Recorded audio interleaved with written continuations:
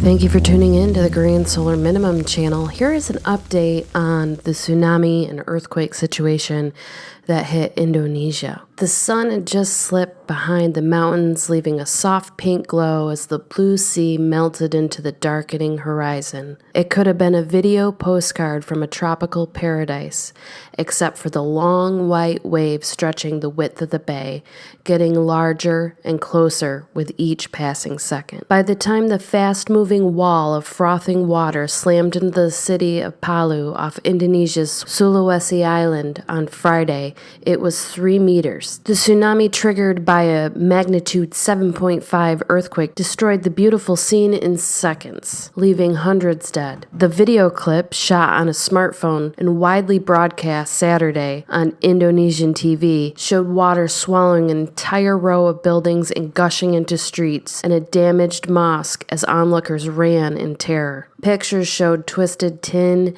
and wood splinters floating in the coffee-colored torrent alongside cars and motorbikes that had been tossed like toys. A shopping mall was reduced to rubble. Images also showed bodies draped in crude blue tarps on the road near the beach, while others laid out in roads on concrete foundations. One man carried a dead child through the debris. Experts say the long, narrow bay running into Palu, a city of 380,000, squeezed the tsunami into a tight space, likely making the waves more dangerous. Officials said more than 400 were dead in Palu alone, and more were unaccounted for. Because of the bay, all the water comes there and collects together, and then makes it higher. A geophysicist at the University of Saya Kuala in Indonesia's Sumatra Island, where the magnitude 9.1 earthquake spawned a tsunami in 2004, killing 230,000 people in a dozen countries. Disaster agency spokesman said the waves reached as high as 6 meters in at least one area, according to a report relayed by a man who called to say he survived only by climbing and clinging onto a tree. The cities of Donggala and Mamuju were also hit, but they had not yet been reached.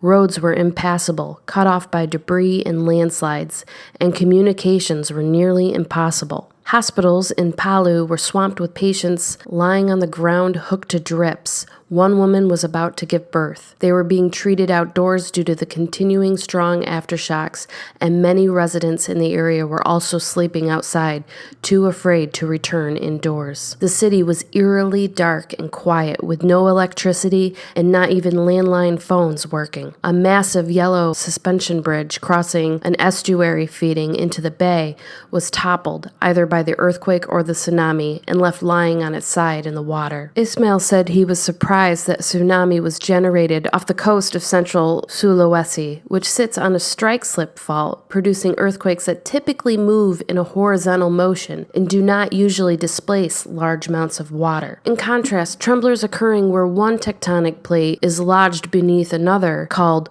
subduction zones, can move large amounts of water vertically when strain forces one plate to pop up or dive down. The force can create devastating tsunamis like the one in Sumatra and off Japan's northeast coast in 2011. But Danny Hillman, a geologist with the Indonesian Institute of Sciences, said the Sulawesi event is more complicated. While it occurred on a strike-slip fault, he said the part that ruptured was on a small segment that can move in a vertical motion. He said that could have triggered the tsunami, which also could have been created by an underwater landslide. Indonesia's vast archipelago of more than 17,000 islands is prone to earthquakes because it's in the location on the Ring of Fire, an arc of volcanoes and fault lines in the Pacific Basin. We'll keep you updated. You guys have a great Saturday. We'll be back live tomorrow, Sunday, not sure of the time.